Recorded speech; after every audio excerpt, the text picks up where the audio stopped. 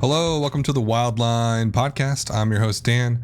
This is a podcast about movies and how much money they make at the box office. Did I do a show last week? I can't even remember. I'm trying to do more shows more often and get back into it. I was kind of doing it intermittently there for a bit, and I kind of want to do it a little bit more on the regular. So I'm back. We're going to do a little box office review for this weekend of June 16th through the 18th. Today's Father's Day. The weekend estimates for this weekend's box office just came in. So we'll walk through the top 10, do a couple of deep dives on the wide release big openers this weekend, maybe talk about what's outside the top 10 in terms of specialty and smaller films like that. So let's get started. So number one this weekend was Cars 3, coming in at $53 million is the current estimate. It'll probably stay right around that. It's going to be hard to tell though, because obviously when the estimates come out, they come out Sunday, like a late morning, early afternoon, usually around noon. It's going to be hard to tell how it's going to do because today's Father's Day, and I'm assuming that will bump this picture up a bit. Would be my assumption. I could be wrong on that. So I wonder how they are estimating it for today. But whatever. Right now, it's basically at 53.5, probably $54 million on 4,250 screens. Per theater average was just around $12,600 for the weekend. Now, overall, this is a decent opening. I think estimates were around this 50 to 60 was the tracking, the industry tracking for the last few weeks. It is the lowest opener of the series. The original Cars came out in June 2006, opened at $60 million, ended up grossing 244. That's unadjusted for inflation. Just for you completists out there.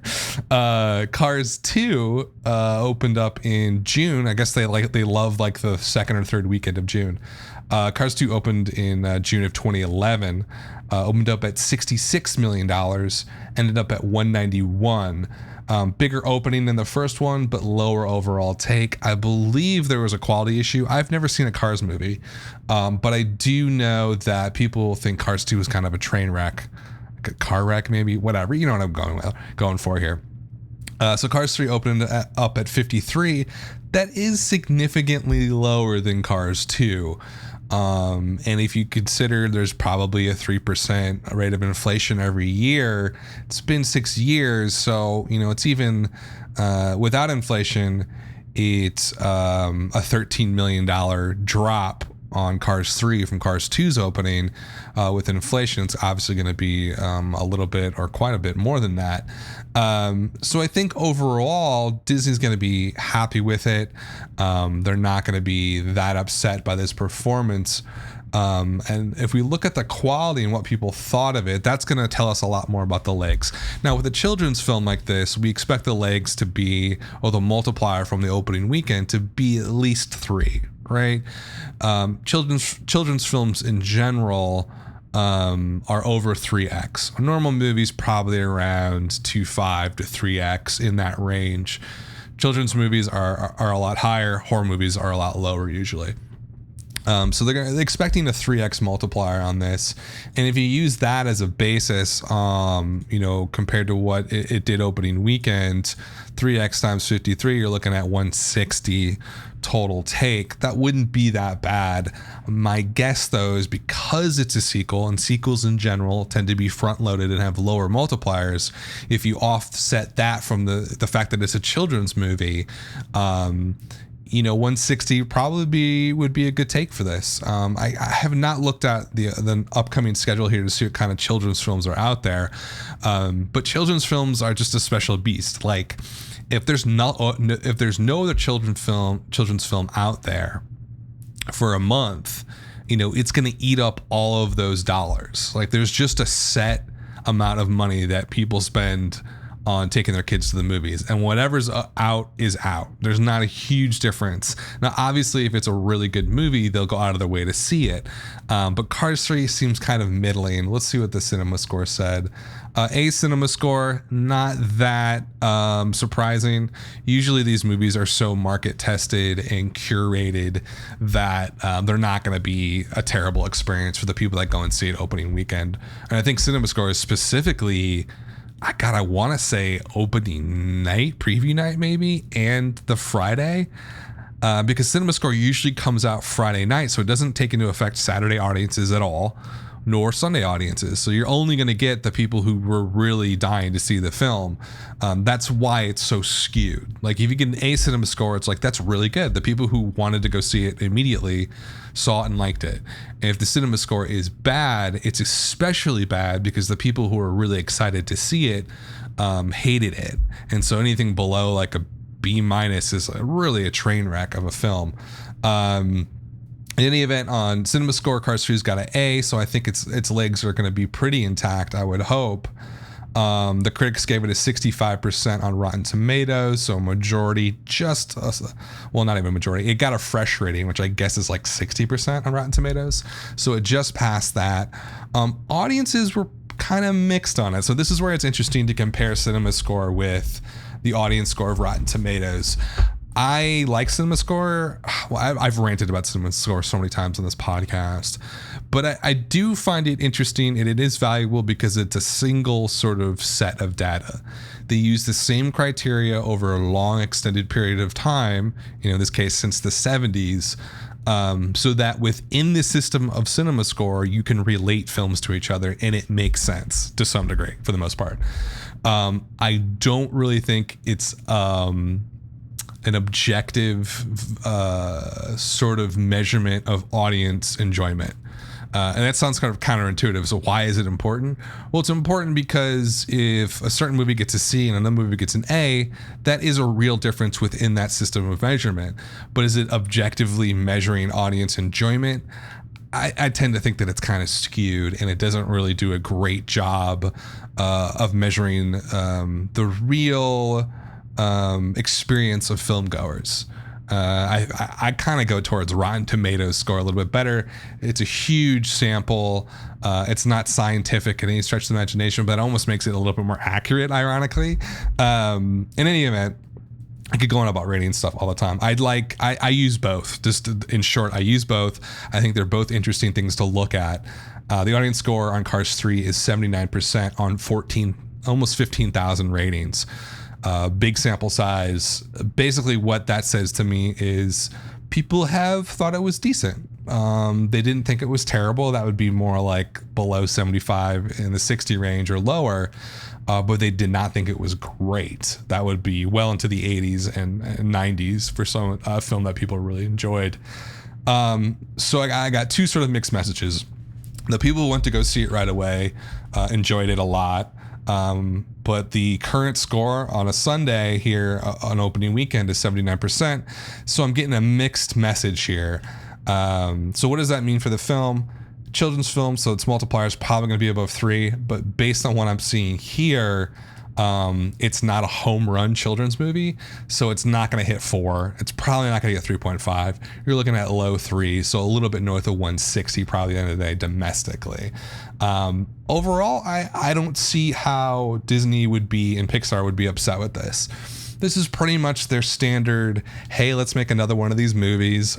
We did it. It's decent. It's going to make hundreds of millions of dollars worldwide. It'll make a nice profit, and everybody's going to be happy. But I will say this, based on this performance, I don't see a Cars 4 coming down the pike. It's just not good enough to invest, let's say $300 million in total production and marketing and payroll and all that kind of stuff to release that film worldwide. It doesn't really make a lot of sense to do that again for a Cars 4 if you're only going to make like 20 cents or 30 cents on the dollar profit. They can put that money to better use somewhere else. But I think it's a decent performance and a good performance, and I think Disney will be happy with it. It's just not out of the park. It's more like a standing double. I'm using baseball metaphors for this entire podcast. I just decided it's the easiest way to sort of think about. It's one of the most universal metaphors to think about success. It's just like everybody knows baseball. I mean, come on. So I want to say a standing double, not a sliding double, standing double for Cars 3. So that was number one. Number two is the juggernaut Wonder Woman, which did basically $41 million this weekend. This is blowing my mind. I tracked this one so much before it came out. It was the ultimate box office nerd movie to track. It was just like a new DCU movie. Like, what is it gonna do? Like, is it gonna fall into the trap of Batman vs Superman or Suicide Squad, where the multiplier is kind of low, or in B vs S? I mean, disastrously low. Sub 2 is like super abnormal, like, because the quality of the film was honestly trash, and it was one of the worst movies I think I've ever seen in a theater. Was Batman vs Superman. And I think I went over why Wonder Woman is such an interesting movie to follow, but in short, it's a new DCU movie. Like, are they going to be able to pick it up? Are they going to increase their quality? Where's that whole cinematic universe going to go? Because if this was a flop and Justice League was a flop in November, they might have to shut that down, right? They might have just like focused on the Batman movies and Superman and just leave it at that and forget the rest of it. But Wonder Woman did really well its opening weekend, and I guess this is its third weekend, and last weekend. I guess I didn't do a show last week because I would have followed that. 30% drop this weekend, phenomenal for a movie like this. And there's a lot of stats being thrown around today about how it's one of the best third weekends for a superhero movie. I haven't looked up at all that, so I don't know exactly what it is, but in short, it's doing really, really well. $10,000 per theater average on a third weekend. Like, this is nuts. I gotta look at the showdown at Box Office Mojo, because they're doing a showdown with they did all of DC, so I can take a look at the daily box office and we can do a little comparison here. Compared to Suicide Squad, it is above Suicide Squad right now. So right now, Wonder Woman is at $274 million total, which is great. Suicide Squad at this point was only at 262. That's mind-blowing that it's doing better than Suicide Squad. I did not realize that. Let's see. Batman versus Superman, it's really not that far behind Batman versus Superman. It's only 20 million behind that movie. And it's way ahead of Man of Steel. Man of Steel is only at $248 million. Wonder Woman's $25 million above that. So that kind of gives you an idea of how well this film is really doing.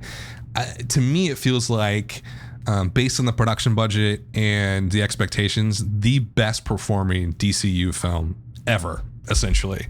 Cut out all the old, the Dark Knight stuff like that, because it wasn't really part of DCU then. But just a really fantastic performance. Critics loved it at 92 rating on Rotten Tomatoes. Audience score is also a 92 from 90,000 ratings. I mean, this is just a big win for Warner Brothers, and DC honestly really needed it. And I shit all over that series of films just because I've hated all of them. I hated Suicide Squad. I thought it was awful. Batman versus Superman was one of the worst movies I've ever seen on a blockbuster level. It was nearly unwatchable. Man of Steel I also hated. I've hated every single movie. I haven't seen this one yet, but the fact that critics gave it a 92 and so did audiences, it's something I gotta see now, because there's definitely a high level of quality here that was not present in those other films. And it kind of bodes well for Justice League coming out in November this year. And there's a lot of other milestones that I sort of went through on its opening weekend when I did a podcast then. Obviously for women in film, it's a big deal because of the director. It's the best performing movie by a female director maybe ever, at the biggest opening weekend. I think at the end of the day, it'll probably be the biggest one ever. And just, the fact that it's Wonder Woman. Like, can you name another female comic book movie that has even done even in the same league as this. I mean, Catwoman was a huge flop. Elektra was a huge flop. It's just a big deal across the board, and it's a really interesting film to watch and follow, because it says a lot about the industry. And one of the big things that, you know, just coming to me now in my head when I'm thinking about this is that comic book movies aren't going away. And as much as I speak ill of them, dude, I just watched a really fascinating video essay today about the color scheme of Marvel movies and how muddled they are. And the guy in this video, I forget his name, he's a really cool YouTuber who does like video essays like this. He like used Adobe After Effects, and changed the color palette of like Civil War, and it looked amazing. And I was like, why did they not do this? But it speaks to me as like comic book movies, you know, since the early 2000s, it's a huge movement in film. It's obviously the most popular genre of film.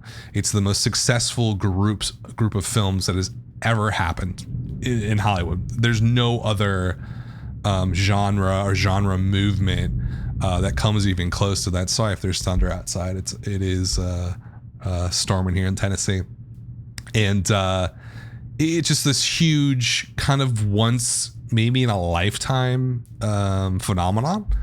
And I've been super critical of it, not because of the financial success. The financial success to me is the most fascinating, interesting part of the movement. I think the quality of the films is really wanting. And I've noticed that since Spider-Man 2. And I've probably ranted about this 1,000 times. I sat in the theater in Spider-Man 2 in 2004, summer of, I think I was in Minneapolis, living there that summer.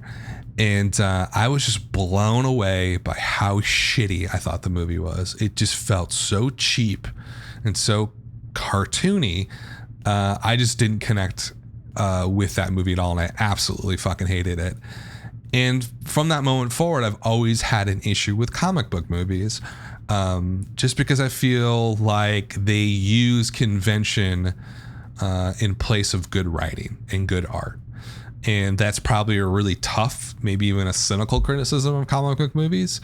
But I don't know. I haven't seen a comic book movie in recent years outside of Deadpool, Guardians of the Galaxy, that I really thought was just super enjoyable and a really good film, a really good action film. I've seen everything recently. I can't even sit through Civil War. Doctor Strange, I thought, was a total snooze fest across the board. Ant-Man, I thought, was absurd. Didn't make any sense. The writing was super poor. As you can see, I don't pull any punches when it comes to my view of comic book movies. And so I always had thought that they would sort of, like any cultural movement, peak and then slowly fade away. And I thought that was going to happen. I've probably talked about this before on the podcast, but I don't give a shit because I love talking about it. I thought that moment was happening. God, it must have been summer of 2015. So 2 years ago, exactly. Ant-Man was coming out. Ant-Man did okay, opened in the 50s, ended up at 180. I think I lost a bet that it was going to break 180, but it just broke 180 by like 500K or something like that. Fantastic Four came out, I want to say in August. Huge, massive flop. One of the biggest comic book movie flops ever. And then earlier in that year, in that May, you had Ultron, which did very well, but I've seen it, and again, it's like a comic book movie by numbers. Like if you're super into that stuff, you're probably gonna love it, but if you're not, you're gonna be like, why would I watch this? So I thought at that moment, and then, remember, Fantastic Four came out in August 2015. There was not another major comic book movie until Deadpool in February. And me being the pessimistic, cynical asshole that I am, was like, this is it. Like, this is the bubble is gonna pop here. Deadpool's gonna underperform, and then it's just gonna sort of, the genre is gonna quickly kind of fade away. I was wrong. I was totally wrong. Deadpool was, I can't even look up the numbers now, but it was one of the biggest comic book movies of all time, and it broke so many records. It was such an outrageous performance, and I'm not going to get into why, because I probably talked about it 1,000 times on the podcast. But it really reinvigorated the entire genre, right, of comic book movies. And it came in number 6 last year, $363 million, $33 million more than Batman versus Superman. And so Deadpool really invigorated the genre. Batman versus Superman, took the genre a huge step back. Suicide Squad was sort of interesting, but again, the quality was very poor. It just seemed just totally ridiculous and like a circus put on film. And Doctor Strange did pretty well last year, I guess. It wasn't like a huge win, but it did $232 million. Now, so this genre to me creatively was in a really rut. Deadpool changed that.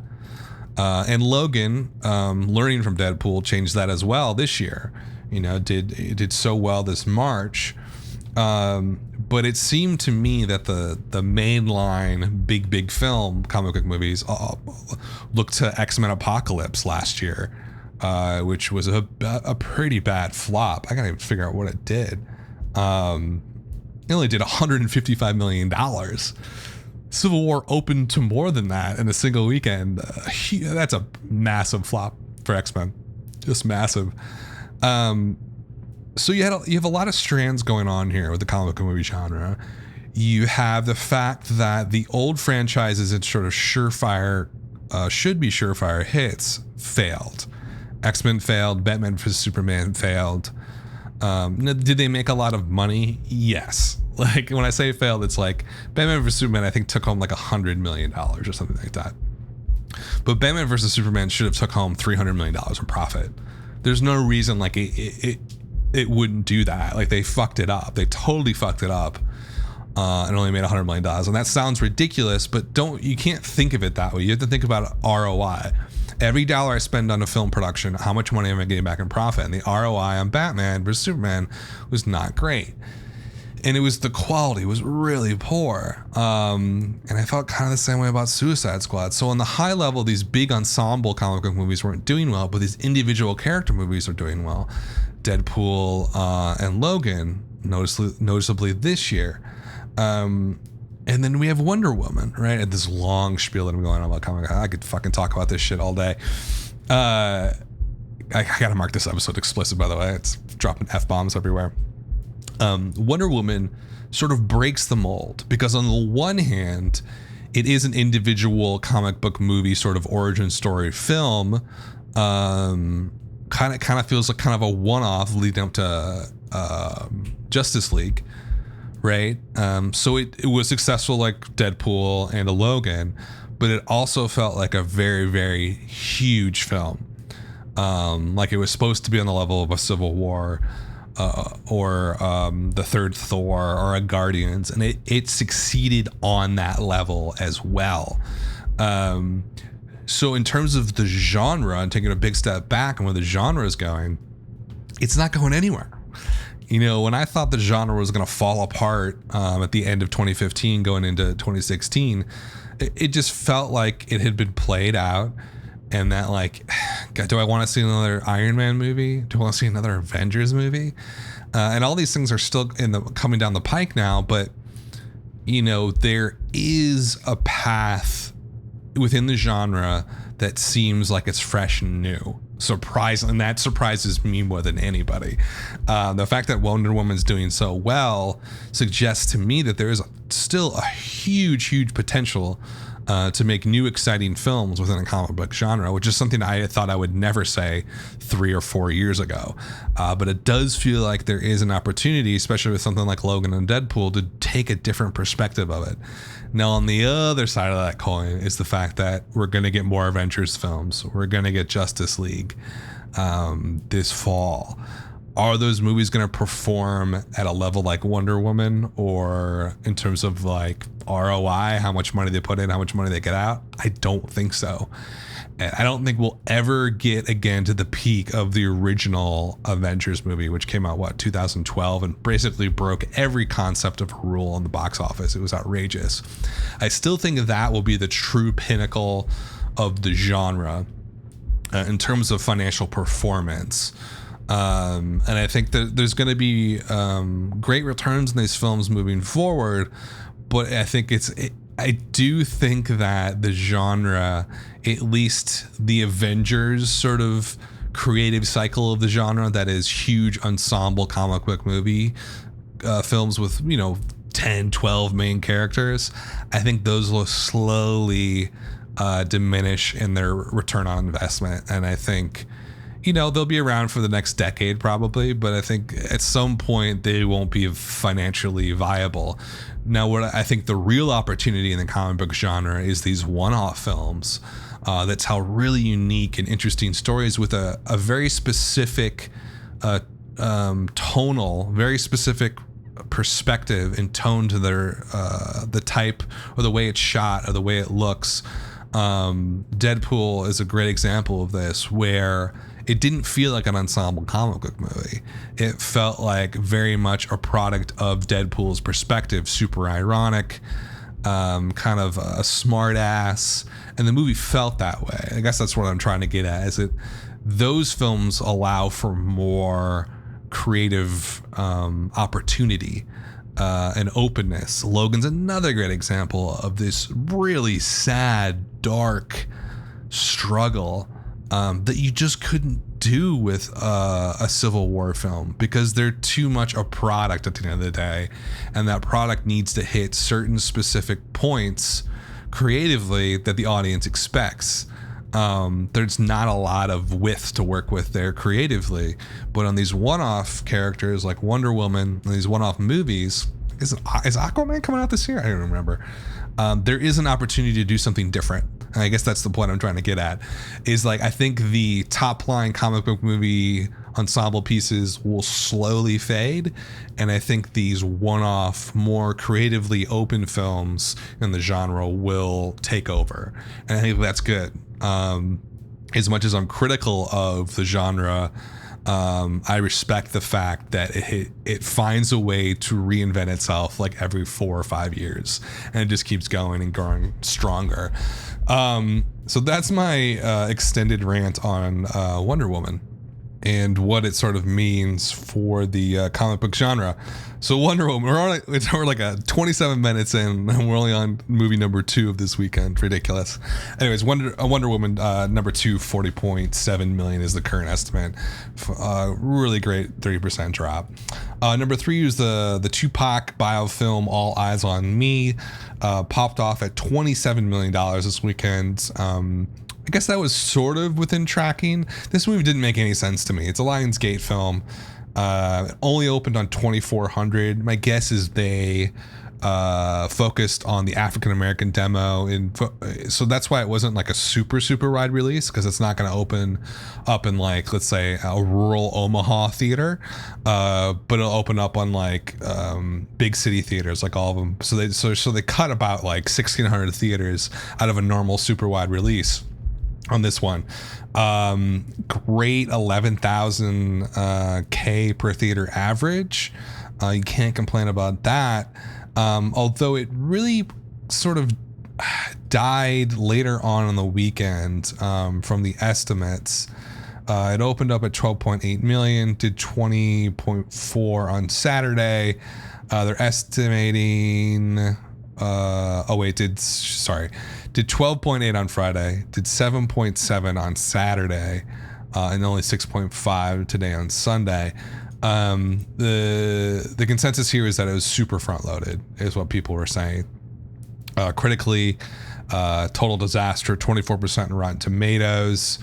Although I think people who saw it seemed to like it. A- on Cinema Score, so the people who went to go see it Thursday and Friday enjoyed it. And then on Rotten Tomatoes, the audience score is only at a 70. So this one's going to collapse, is what it sounds like. There's a lot of hype about it. People wanted to go see it first weekend. Critics hated it, thought it was trash. The first people who saw it liked it. But what I'm seeing now at about 9,400 ratings on Rotten Tomatoes is that the audience is sort of turning on it. And I think for some people who are really hyped about it, they probably liked it, but for the casual viewer who went to go see it, probably didn't like it that much. This one's going to fall off really quickly. But I will say this about its performance. Tracking put it this high, I believe, this week. But before that, like, this thing wasn't really on the radar. I think people were thinking maybe mid-teens a month ago or a couple months ago. And something just clicked with people in the last 3 weeks where it just really ratcheted up here. So you're looking at $27 million right now. My guess is probably a high 2 multiplier. I'm going to say 2.7. Its legs are going to collapse a bit. I think it's going to end up probably around $70 million domestically. And not a huge international market for a film like this. But I'm sure costs were super low. Production budget couldn't be more than like 30 million or 20 million bucks. I don't think. I don't see it listed here in Box Office Mojo, but that seems about the range that they would put into a film like this. There wasn't a ton of marketing too, from what I could see. So probably a low marketing budget on this. They got to be happy about this. You know, a $27 million opening for a smaller film like that. There's going to be plenty of profit for a Lionsgate on that, and they need it. So all eyes on me, $27 million this weekend, grade 11K per theater average. Number 4 was a movie that opened last weekend, so I haven't had a chance to talk about it yet, and this might be another extended rant. This is going to be a supersized episode. The Mummy only did $14 million this weekend, a 56% drop. That's not good for a movie like this. Didn't even lose any theaters either. It's on 4,000 theaters and it drops 56%. That is trash. Per theater average is not good at about $3,500 on its second weekend. This movie was supposed to be huge. This movie was supposed to launch an entire cinematic universe.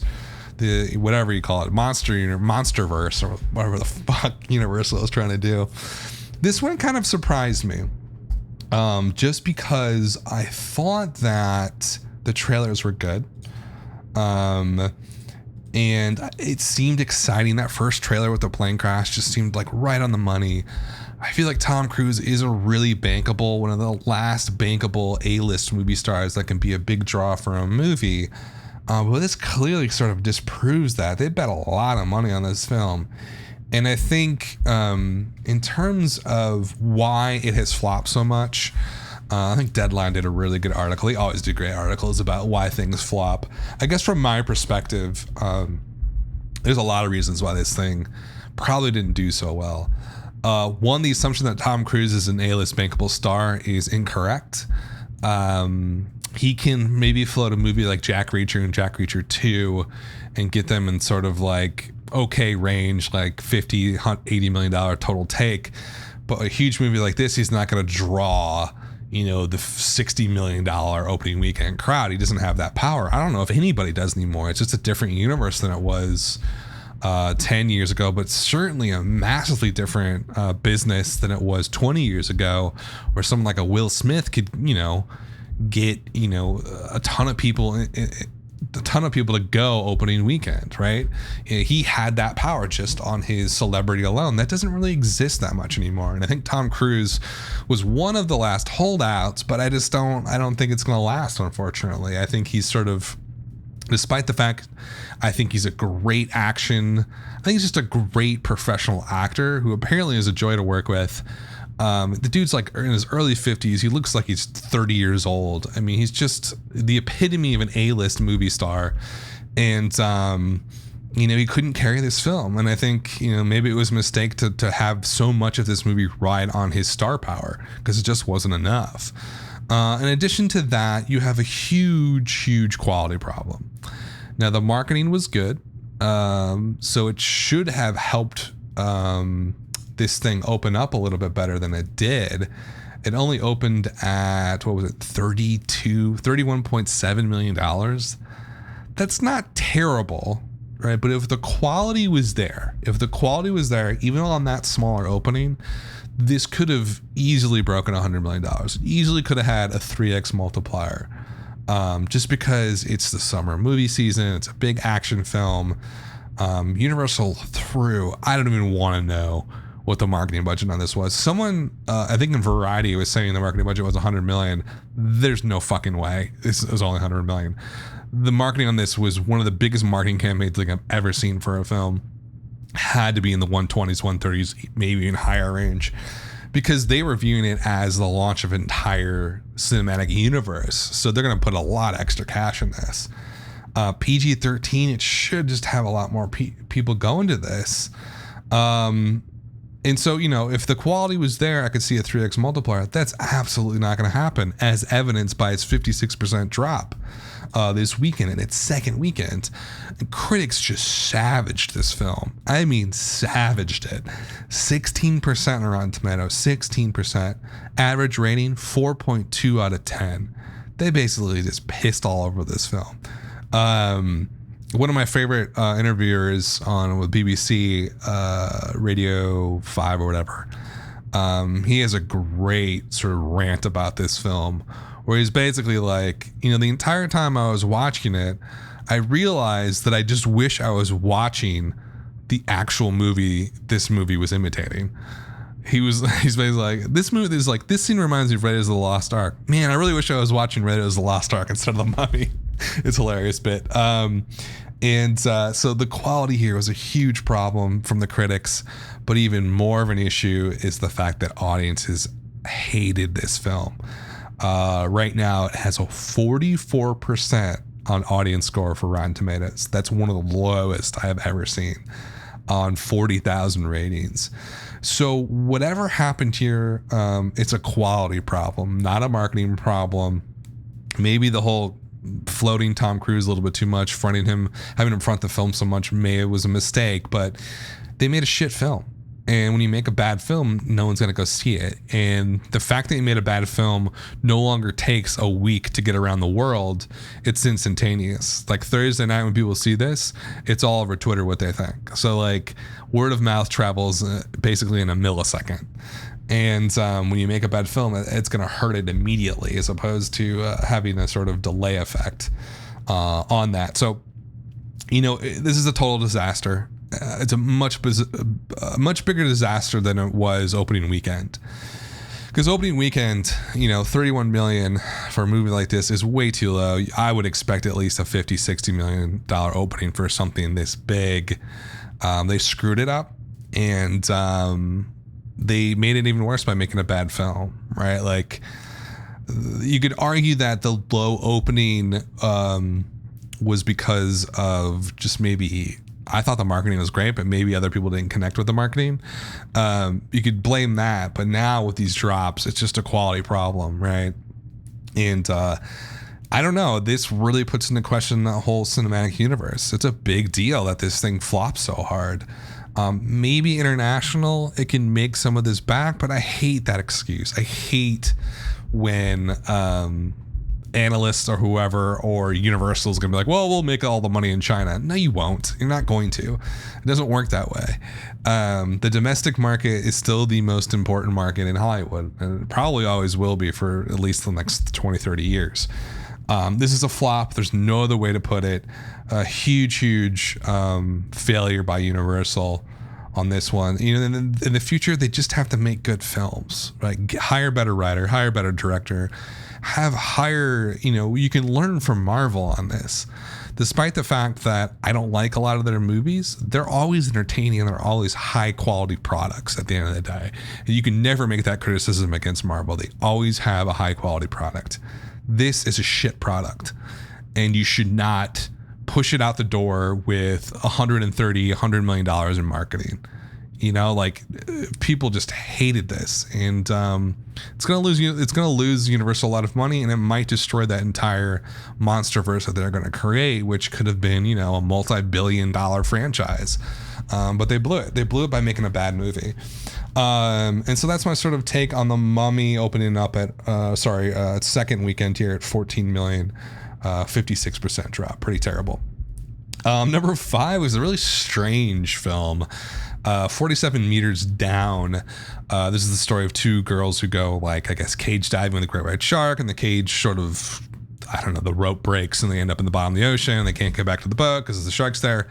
It's basically, from what I hear, it came out last year on VOD. It's kind of a straight to VOD movie. I guess it's independent at the end of the day. It was put into production, I believe the director was saying, before The Shallows. But The Shallows obviously was a big film with Sony and Blake Lively. So that got fast tracked, and theirs took a lot longer because it was independent. And this is I don't know. This just feels like a cash-in movie. It's gonna do 11.5 million. What the fuck? That makes zero sense. A movie that came out on VOD last year that hardly anybody liked, I don't think, opened up to 11.5 million. This is a really fascinating case, though. It's interesting because you had access to this movie. Like, if you wanted to see this movie like a year ago, whenever it came out on VOD, you could have. Right. So what happened? Did they pull it or something and said, hey, we're actually going to release this in the theaters and kind of cash in on the shallows doing so well? I mean, maybe. It's just a strange case. Only opened on 2,200 screens, or basically 2,300 screens, $5,000 per theater average. I mean, that's not bad for a movie like this. I kind of want to see what the critics thought of this. 54% in Rotten Tomatoes in terms of the critics. With a 5.6 rating, so they didn't really like it that much. Audiences eviscerated it at 49%. That's terrible on 4,000 ratings. So everything about this just kind of feels like a cash grab, and but for being a cash grab, pretty successful. I think, like, a pretty successful move by them. And I wonder if this is going to happen. Like, we always talk about in the film industry, and sort of have been for the last 20 years, about the closing window, right? Like, the distance or the time frame from the moment a movie comes into the theater to the moment it is available on streaming, VOD, and then we used to be Blockbuster. Now it's streaming, like Netflix and Amazon and HBO and that kind of stuff. We used to always talk about that. Like, that was the big thing. Since I've been following the box office, that has always been a super hot topic of a discussion, that closing window, because it used to be huge. It used to be like a year from the moment a movie came out to the moment you could get it at Blockbuster or whatever. And now it's down to like 3 months, I think. And so, but what's fascinating about this movie is it's reversed that concept. It already came out on VOD and then they released it in the theaters. I wonder if this is going to be a strategy moving forward, because 11.5 million opening weekend is nothing to scoff at. Like, that's a pretty good take for a tiny film like this. I can't imagine it took more than a couple of million to make. So we'll see. We'll see if this is the new pattern in distribution. I've always wondered that, because I feel like with Netflix and Amazon and all these independent movies that are being made now, just because the cost of production for making a high quality visual narrative product is so low now. This is what happened in music like 10 years ago. Like, in the 90s, making music was really hard because digital stuff wasn't as prominent then, or if it was available, it was super expensive. Then by the middle of the 2000s, you basically could make like a major set, like a major label record in your fucking basement if you wanted to, or your bedroom, because all of the means of production were super cheap. That's happened to film now, and so there's this huge glut of independent productions going on, like this film. And I'm wondering if this is just another distribution path. Like, maybe you put it on VOD, get it out there and see if someone wants to see it. And if it's like big enough, they'll be like, oh, maybe they'll push this on the theatrical release. Kind of like that's like a really old school way of doing it. It kind of reminds me of, I'm thinking like back to the 60s and 70s when they would put stuff on like a drive-in theater or something like that and see how it plays in like Pittsburgh or Omaha. And if it does really well, they're like, well, let's expand this thing. Like, maybe there's something in that. I don't know. I'm going on a stupid rant about distribution again. But I think the overall story in that is that's a big success for a super small film. The audiences fucking hated it. So, like, I don't know where this is going to go. I think they're just going to pull it from theaters in a couple of weeks and just get their $20 million or whatever and hit the road. But not a bad take at all. So that's number 5. Number 6 this weekend was Pirates of the Caribbean, Dead Men Tell No Tales. This has been a disaster. 8.4 million, only a 21% drop. That's pretty good. Even though it lost about 900 theaters. Per theater average is about 3,100. Total take so far is only 150. I don't know what to say about this one. I guess it's a huge disaster. It cost 230, but I heard it cost like 300 production. Marketing was outrageous, at least 150 worldwide, probably maybe 140. No, probably 150 or higher. Maybe it's going to make all its money up internationally. This is one where I might believe that, because it is a really internationally oriented film. It'll do great in most markets, but in the States, it just did not doing very well. And I think that like everybody knew this was the case. Tracking wasn't great leading into it. Johnny Depp's star power has just basically fallen off a cliff after his, I guess, domestic disturbances with his now ex-wife, Amber Heard. I tried to follow that and I couldn't. Or the fact that he tried to like smuggle in his dogs to Australia or whatever. That was so weird. Everything about that was weird. It just, I don't know. I mean, this ship hit the rocks like before it even launched. You know what I mean? Like, there's no way this film was going to do massively well. And I feel like they just poured money into it. I have no idea why. Maybe they thought it was going to repeat one of the first two in the series and just like really crush it. But it was a big mistake. And this is going to end up, I think, being a big loss. I have to see what the international numbers are going to do, but it just seems like a big flop for Disney. And they should have known better. Like, why are you making another one of these movies? When I saw the trailer for this like 6 months ago when they first put it out, I was like, but why? Why would you spend $300 million on a movie like this? There's so many better ideas, so many better actors and directors and writers working nowadays that could do something better than this. Like, why are you throwing money down the drain? In any event, I don't want to talk about that movie anymore because it's stupid. Number 7 this week was Rough Night. I thought this was going to do well. This did not do well. Rough Night, released by Sony, $8 million for the weekend. Horrific $2,500 per theater average on its opening weekend.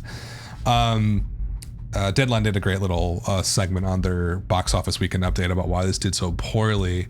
My theory on Rough Night was a lot of reasons. One of the theories they put forth was that the general idea of the film, or general premise, bachelorette party, I think in Miami, they hire a stripper. The stripper accidentally gets killed in the process of performing his art. This is a throwback to a mid-90s film that came out when I was a teenager. Very Bad Things, I want to say it was called. Anyway, there were two movies in the mid-90s, mid to late 90s, that had the same exact concept. Bachelor party, stripper comes, stripper gets killed. I think that's how I remember it. So this idea has been happened before, albeit 20 years ago. So yeah, a little bit different. Those films didn't do that well. They're kind of smaller. I don't want to say they're indie, but they were small films and did not do great. But you had big names of these. Scarlett Johansson, is that her name? Scarlett Johansson? ScarJo. Kate McKinnon, and a lot of other actresses you probably know. But there wasn't a super big star besides ScarJo, who has had a rough couple of movies. Like, she headlined the big Ghost in the Shell, and that was a massive $100 million flop this year already. She was in a lot of cool, like, arty films pretty recently. I can't remember what that movie was called. The one where she plays like she just picks up guys in her car, and like that movie's so weird but so awesome. So she was doing some really interesting work. This one just didn't click with audiences, and Deadlight was basically saying that premise of a stripper dying, like, how is that funny? You know, like, and they make an okay point, but like, it's supposed to be black comedy, so come on, get over yourself. This one, I wish I knew more about this film. I need to research a little bit more about it, because this flop is more fascinating than anything to me this weekend. There's something about rated R films, comedies, that they have just gone out of flavor, or people are just not connecting with them at all anymore. I did a really long episode about rated R comedies. I can't even remember, like maybe a few months ago. And I sort of walked through the entire movement of that genre since the early 2000s. Like old school is like where I say it started. But Road Trip actually might have been the start, because I caught Road Trip recently, rated R comedy, kind of, you know, man-child sort of themes going on. And it really is like, oh yeah, this might be the actual start, maybe like the proto start of the modern rated R comedy. Then you got the Judd Apatow, that era lasts until like 2008, 2009. Hangover takes over. That's a whole nother movement of the genre. Bridesmaids in 2011, a whole nother movement. And this should have, you know, ridden that wave. But I looked back at rated R comedies over the last couple of years because I was fascinated by this. There has been just nothing. Everything has flopped, and if nothing has broken out, and if it does well, it does basically like breaks even, if that. So the genre, the rated R comedy genre, is kind of disappearing all of a sudden, which is kind of what I thought would happen with comic movies, but it's not happening at all. But it has happened for rated R comedies, and Rough Night is just another nail in that coffin. Like, this is a terrible performance. Now Sony's going to be like, all right, it cost us 20 million, probably cost us another 50, 40 million to market here in the United States and whatever, Canada, the domestic market. So the losses are mitigated here because the costs just were not insane. They did it for 20 million. That's great for a movie like this, from a major studio. But that's not, it's probably going to be a loss at the end of the day. But I think bigger than that financial situation is just the fact that rated R comedies don't work anymore. And the ones that do work are kind of few and far between. And Rough Night really illustrates that. And I'm interested to see what The House does. I think it opens later this month. Another rated R comedy with big stars Will Ferrell. Is Amy Poehler in it? Or Tina Fey? Who knows? One of those two. It should be massive. It should be a big, big movie. But if this trend continues, like, they're not going to invest in those movies anymore. And even this was a safe investment and it failed. So, maybe the era of rated R comedies is totally over. It took like 17 years, but I think it might be done. We'll see. We'll see what happens. In any event, Rough Night, huge flop. Number 8, Captain Underpants, the first epic movie, 7.3 million, 40% drop. It's pretty decent. Lost 560 theaters. Per theater average is like $2,500 in its third weekend. Total take so far for Captain Underpants is $58 million by its third weekend now. Decent, not much to say about that. Kids film, so it'll probably make money in the day because they probably didn't spend that much on it. Number 9 was Guardians of the Galaxy Volume 2, just about $5 million. Great 20% drop. Lost about 1,000 screens, so this one's starting to get towards the exit of the box office here. Still a $2,800 per theater average, not terrible. Total take so far is an outrageously high $374, almost $375 million for Guardians of the Galaxy 2. Really good stuff for that movie. Huge win for Disney. That one was a home run before it even stepped up to the plate. Like, everybody just knew it was going to do well. Everybody liked it. Critics loved it. Audiences loved it. Just a big win for Disney. And then right at the top 10 was It Comes at Night. This is one of the most anticipated films for me. I haven't had a chance to see it yet. It's in its second weekend, did 2.6 million, huge drop, 56%.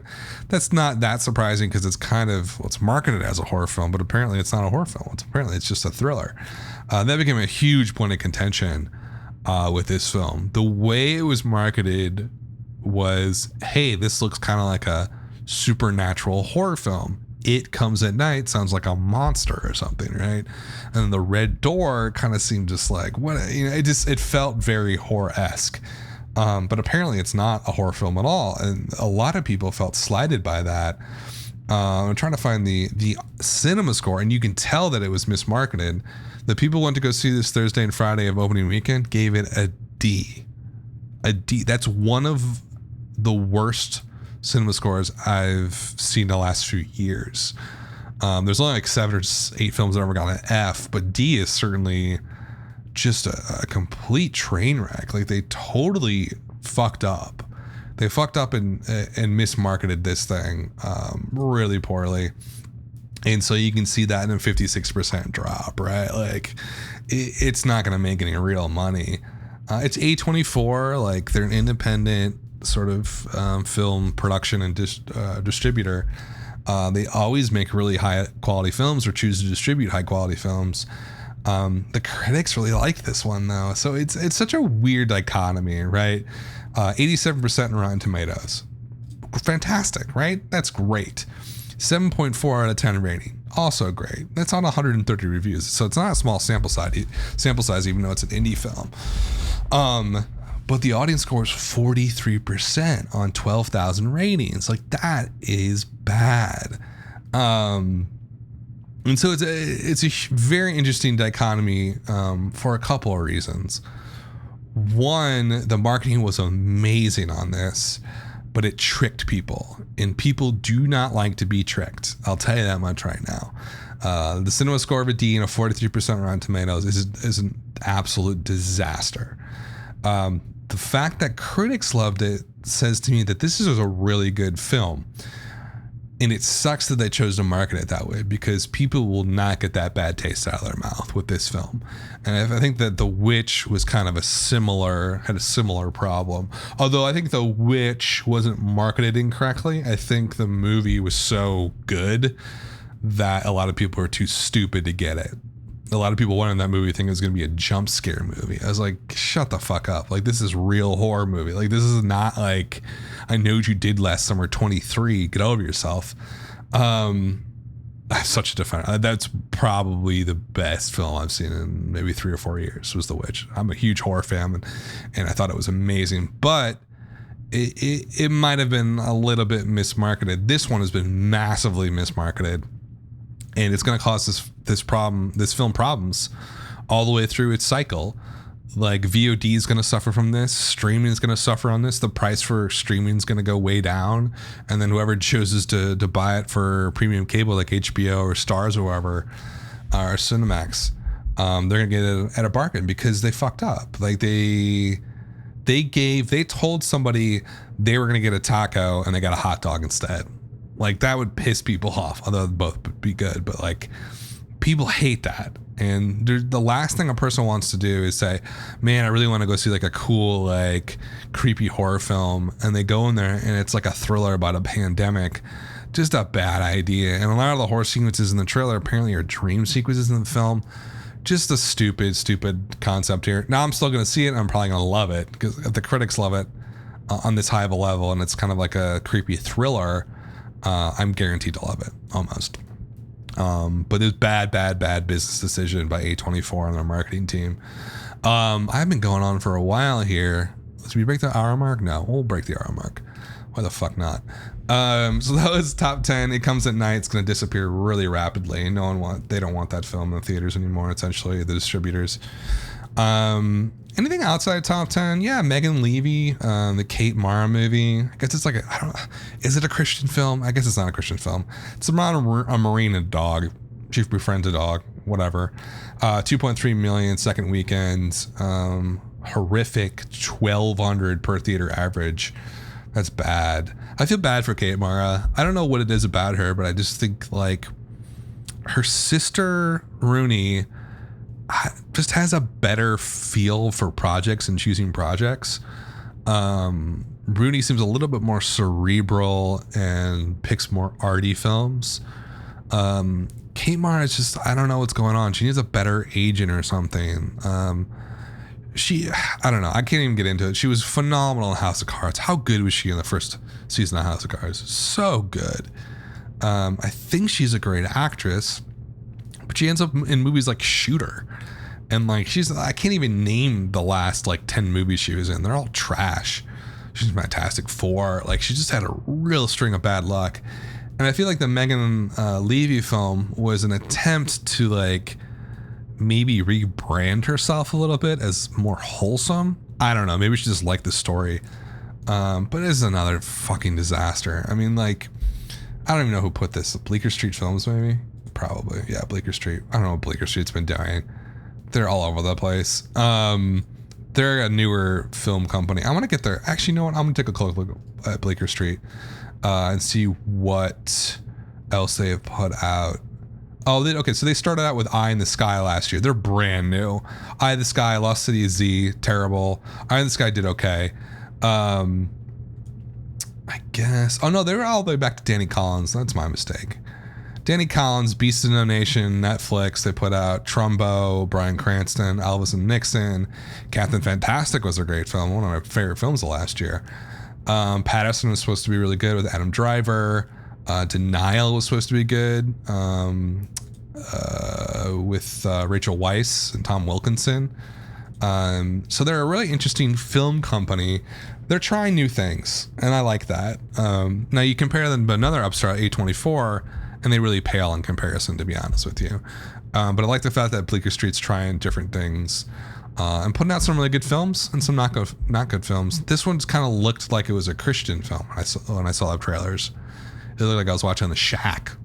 You know, it's like one of those, not The Shack, but like one of those Christian movies that pretends that it's not Christian, but it's like its message is always like some thinly veiled psalm from the Bible. It's like, come on, just like, if you're going to be religious, wear it on your sleeve. Don't try and like trick people and become Christian. So stupid. So Megan Levy, big flop. They didn't spend any money. They spent a lot of money on social media advertising, I'll tell you that much. I saw that effing trailer on Twitter more times than anything. The only thing that beat it out was Book of Henry, which was just like on every single time I picked up Twitter, Book of Henry gifs would come up. I was like, stop. No one wants to see that movie. Speaking of Book of Henry, now actually before we get to Book of Henry, let's talk about Baywatch real quick. I know I talked about it a little bit the last couple of weeks. Baywatch is number 12, 1.5 million. Take a look at this drop. 66% drop in its fourth weekend. Lost 1,500 theaters. It's per theater average 1,200 right now. How bad is that? Just awful. Budget was an outrageous 70 million. Tons of marketing too. This is a massive flop, Baywatch. I didn't think it was going to be that bad of a flop. I knew that it was going to underperform based on what people were thinking and the tracking. They're reviewing this as like a open at 40 million, end up at like, you know, like low 100s, I think was what the industry was thinking. And a lot of analysts were thinking too. I was like, no, that's not going to happen. It's going to go under that. I was going to say like maybe, you know, like 80 to 100 million overall. That's not going to happen. What a disaster. Be lucky to hit 60 million. So that's Baywatch, huge flop. And then I talked about Book of Henry, which basically drowned me. I don't know how to say that word. I don't even know what the correct form of it is. I was inundated by social media marketing for Book of Henry for the last 3 weeks. Opened on 579 screens this weekend, opening weekend, only 1.4 million. Not bad, 2,400 per theater average. Not bad. I mean, in the grand scheme of things, it's absolutely terrible. But for a movie like this, which will look like complete trash, Naomi Watts she's gotta choose better films. She was in that movie Shut In, which is basically unwatchable. Oh God, that movie was bad now that I think about it. Shut In was like, came out like, I want to say January of this year, maybe. Maybe it was last year. I don't know. I saw it, and God, it was like a Cinemax late night film. Like, I mean, come on, like this is the big leagues. Don't put up like a trashy like pseudo horror film. I don't know. I guess it was January, Dumping Grounds. Naomi Watts is a great actress. Like, well, maybe she's not though. Well, I don't want to get into that whole thing. Great in 21 Grams. Great in Mulholland Drive. Great on a lot of stuff. She just has a real trouble picking good projects. Kind of like Kate Mara. These two should get together in like a buddy comedy or something and break the mold. I'm doing anything else? Anything left in the tank? That's most of the big stories. You know, anything else at the bottom here? Alien Covenant, big flop still. Beauty and the Beast still hanging around in theaters, 242 screens.